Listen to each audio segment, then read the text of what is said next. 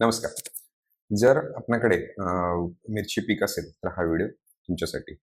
तर शेतकरी मित्रांनो, मिरची पीक आपल्याला माहीतच आहे, की जर एकसारखे तोडे आपल्याला जास्त दिवस मिळाले आणि रेग्युलर मिळाले, तर आपल्याला भाव कमी असो वा जास्त आपल्याला चांगलेच पैसे होत असतात. पण मग यामध्ये एकसारखे तोडे न होण्यामागे भरपूर कारणं आहेत. त्यात 2 महत्त्वाची कारणं आहेत. त्याबद्दल आपण जे आज बोलणार आहोत, ते म्हणजे मर आणि व्हायरस. मग आता मर जी आपल्याकडे येते, त्याच्यामुळे आपले तोडे कमी होतात. कारण की समजा एकरी आपण जी 6, 7, 8,000 किंवा जे काही आपण एकरी झाडं लावत आहोत, ती झाडं बेडच्या बेड अचानक मरायला लागतात. मग आता मर आल्यानंतर आपला खर्च देखील बऱ्यापैकी होतो. म्हणजे थोडक्यात जे काही आपण 2 पैसे कमवले आहेत, ते देखील त्याच्यात खर्च व्हायला सुरुवात होते.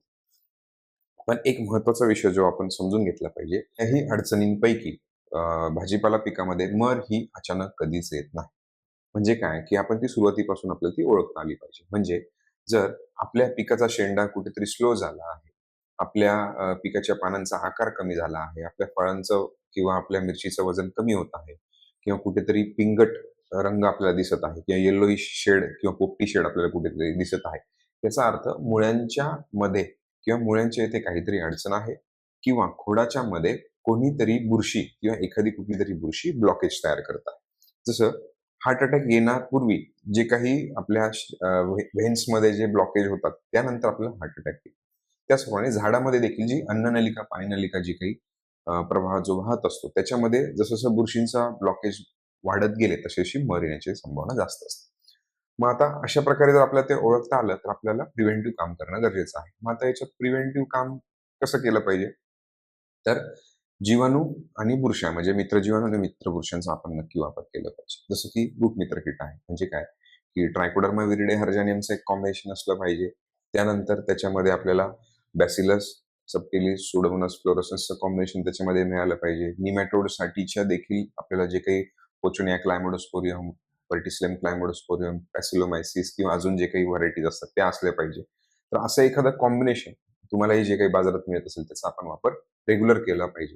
आपल्याकडे मर असो वा नसो, आपण त्याचा वापर हा नक्कीच केला पाहिजे. आता याचे फायदे असे आहेत, की यातील ज्या काही मित्रबुरशी असतात, तर या हळू-हळू आपल्या एखाद्या व्हॉलीबॉलच्या नेटप्रमाणे पूर्ण जाळं आपल्या बेडमध्ये तयार करतात आणि मग तिथे जर निमॅटोड येत असेल, तिथे जर शत्रुबुरशी येत असतील, ते त्या वाढत असतील, त्यांचं ते नायनाट करतात. मग हे आपल्याला प्रिव्हेंटिव्ह आणि क्युरेटिव्ह मुळांच्या अवतीभोवती, की ज्याच्यातनं बुरशा मजेशीर राहतात, त्याला आपल्याला मदत होते. त्यानंतर महिन्यातनं एकदा जर खूपच अडचण असेल, खूप अडचण म्हणजे काय? जर वॉटर लॉगिंग कंडिशन असेल, म्हणजे खूप जास्त पाणी तिथे जमा होत आहे, राहत आहे. पाणी काढण्याची जागा आपल्याला पाहिजे तशी करता आलेली नाही. मग अशा वेळेस देखील जमिनीमधील किंवा बेडमधील मातीच्या 2 कणांमधील हवा किंवा जी पोकळी असते त्याच्यामध्ये पाहिजे तसा ऑक्सिजन तयार झालेला नसतो आणि त्यामुळे तिथे मुळ्या चोकअप होत जातात किंवा मुळ्या खराब होत जातात. मग अशा वेळेस आपल्याला रिचार्ज पॉवर जेल देखील वापरता येईल का जेणेकरून हायड्रोफोबिक इन नेचर असल्यामुळे बेड देखील भुसभुशीत राहतील. अतिरिक्त पाणी ते मुळांच्या अवतीभोवती जास्त येऊ देणार नाही.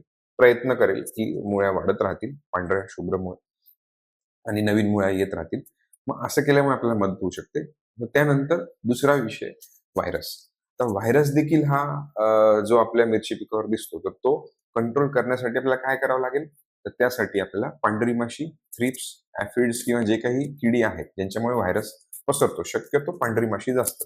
तर ह्या किडींचा आपल्याला प्रिव्हेंटिव्ह म्हणजे सुरुवातीपासूनच कंट्रोल करणं गरजेचं आहे. मग यामध्ये आपण फ्लॉवरिंगच्या अगोदरपर्यंत बायोबिटरचा वापर करू शकतो. अगदी लागवडीपासून पहिल्या फ्लॉवरिंगपर्यंत आपण कमीत कमी 2 ते 3 फवारणी जर बायोबिटरच्या एखाद्या कीटकनाशक सोबत किंवा कुठल्याही एखाद्या तुमच्या कॉम्बिनेशन सोबत तुम्ही घेतल्या, तर तुम्हाला सुरुवातीपासूनच पांढरी माशीचा प्रादुर्भाव मिळणार नाही. आणि याच्या पलीकडे एक सगळ्यात महत्त्वाचा विषय न्यूट्रिशन म्हणजे खत व्यवस्थापन.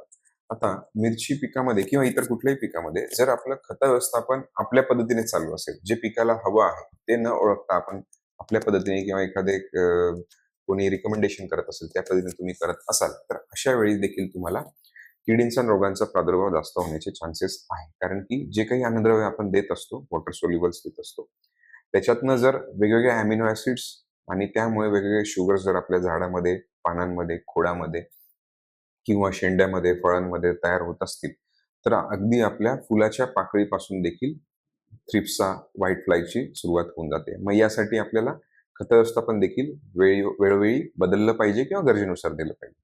मग आता हे कसं करावं यासाठी तुम्ही आम्हाला संपर्क करा.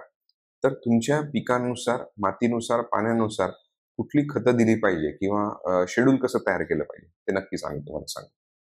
धन्यवाद.